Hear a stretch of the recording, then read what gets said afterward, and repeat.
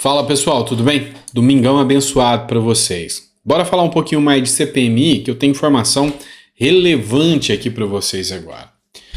Essa matéria que eu trago para vocês é do site UOL.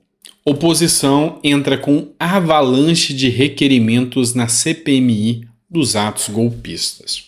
Deixa eu explicar isso aqui para vocês. A gente sabe que hoje tem dentro da CPMI um presidente, que é o Arthur Maia, e tem a relatora que é da base do governo, a Elisiane Gama. A Elisiane Gama, ela se debruça hoje para tentar conduzir ali, o papel dela hoje é dedicação exclusiva à CPMI dos atos do dia 8 de janeiro.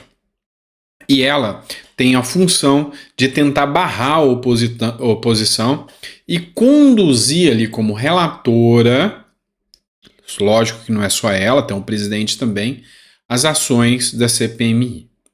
Só que aí acontece uma coisa bem interessante que eu preciso explicar para vocês. Os demais deputados e senadores, eles estão correndo atrás daquilo que eles são acostumados a fazer, dos cargos, estou falando da base do governo, dos cargos, da companheirada.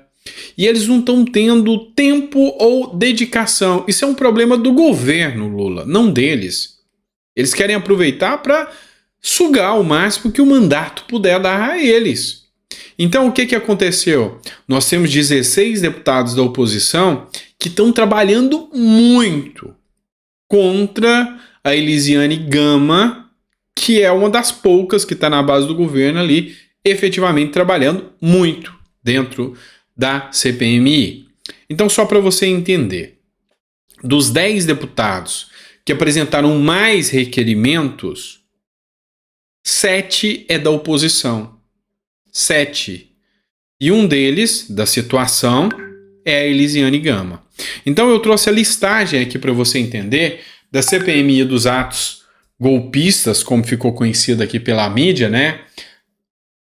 Quem apresentou mais requerimentos? A Elisiane Gama, como relatora, é lógico que ela tem mais a produzir, ela fez 62 requerimentos. Depois veio 33 do delegado Ramagem, que é do PL do Rio de Janeiro, 25 do Marco Feliciano, 24 do Eduardo Girão, 23 do Isalci Lucas, 16 da Damares, 12 do Duarte, 10 do Sérgio Moro, 8 do Marcos Duval e 8 do Rogério Correia, do PT. Ou seja, a maioria dos requerimentos foram realizados pela oposição. Então, isso aí é até um contraponto. Por quê? Porque a Elisiane Gama, com os requerimentos que ela fez, ela tenta postergar, ou seja, tumultuar a CPMI dos atos do dia 8 de janeiro, para que o menor número de pessoas sejam ouvidas da base do Lula, do governo.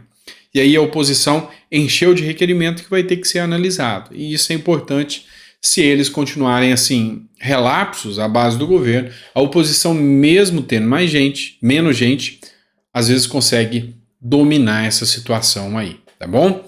Bora partir para o segundo editorial de hoje, é da revista Veja, que a gente vai discutir com você agora.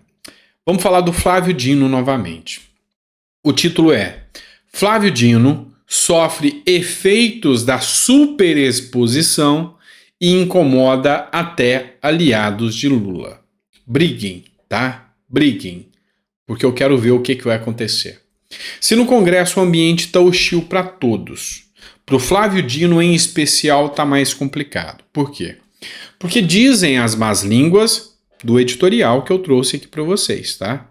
Dizem as más línguas do editorial da Veja que o Flávio Dino está ganhando muito espaço e está querendo monopolizar o acesso ao Lula. Só para você ter noção, o Lula, ele teve mais reuniões com líderes de outros países do que com os deputados até da própria base. E aí, eu tenho o Flávio Dino que está querendo monopolizar tudo que chega até o Lula, da parte da Justiça e de outros ministérios.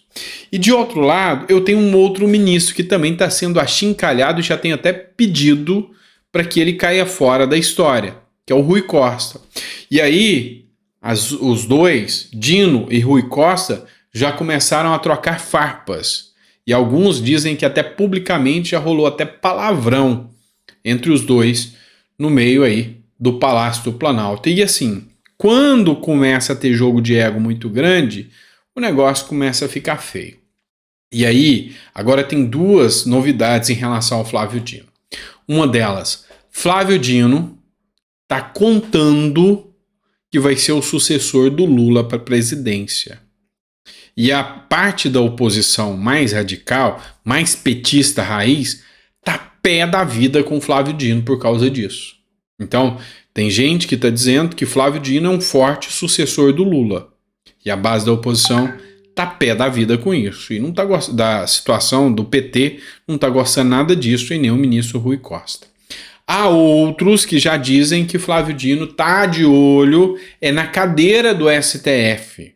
Mas aí a briga que ele vai ter que encarar é grande, porque ele vai ter que encarar a briga com o próprio STF, porque o Alexandre de Moraes quer indicar um dele, e vai ter que encarar ainda também a briga com o Rodrigo Pacheco, que tá de olho na cadeira, e vai ter que encarar a briga também com a base militante do PT, que quer uma mulher negra. Então, aí já é mais difícil.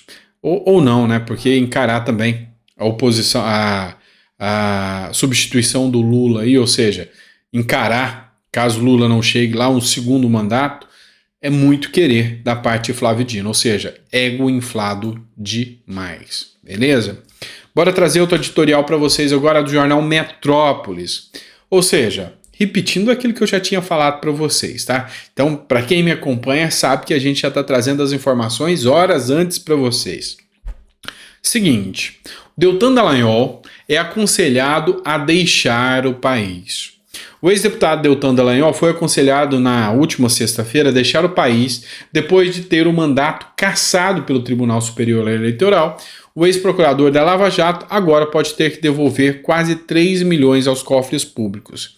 Eu quero fazer uma correção aqui à matéria do Paulo Capelli, e hora nenhuma, Paulo Capelli, pense que é uma deselegância minha, mas a correção é que ele pode ser condenado a devolver o que ele não pegou, tá?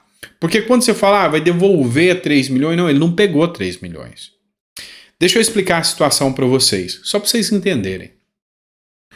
Os procuradores da Lava Jato, Deltan era o chefe deles, mas os procuradores da Lava Jato, quando precisavam de diárias, ir para outros locais, colocar combustível, tudo isso é bancado pelo Ministério Público. Então os próprios procuradores, não o Deltan, os próprios procuradores, faziam um pedido direto à PGR para que bancassem as diárias. E Deltan não usou esse dinheiro, não participou. Deltan nem pediu e nem autorizou que esse dinheiro fosse utilizado. Mas, mesmo assim, qual que é o argumento do TCU? O Deltan era o chefe, ele tinha que fiscalizar tudo isso. Então é o Deltan que vai ter que devolver do bolso dele o que todos os procuradores usaram. E lembre-se, foram bilhões de reais recuperados. Tá? Então, é um absurdo o que está acontecendo com o Deltan Dallagnol. E aqui, o Paulo Capelli cita aqui que o conselho foi dado pelo Marco Feliciano, que inclusive chegou a publicar no Twitter e escreveu o seguinte: busque asilo político em um país onde a democracia seja plena, ou seja, reconhece a falta de plenitude da democracia aqui no Brasil. Você tem documentos de sobra para justificar o pedido. Já tomaram seu mandato, irão dilapidar o seu patrimônio, há um processo de vingança em andamento e logo, depois de você, serão outros, afirmou o deputado Marco Feliciano em relação ao caso Deltan Dallagnol. Então, concordo em número, gênero e grau com o Marco Feliciano. Deltan aqui no Brasil corre risco, e eu acho que até risco de vida.